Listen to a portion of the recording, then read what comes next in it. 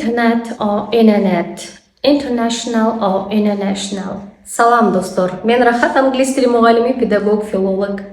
Бүгүн силерге NT тамгасы менен чогу келген сөздөрдү эмне үчүн ти окулбай калат. Носители языка тактап айтканда англис тилдүү элдер NT менен чогу келген сөздөрдү тини түшүрүп коюшат, жеп салышат дагы, анын ордуна жөн гана эки N. Мисалы үчүн бул роликти карайбыз.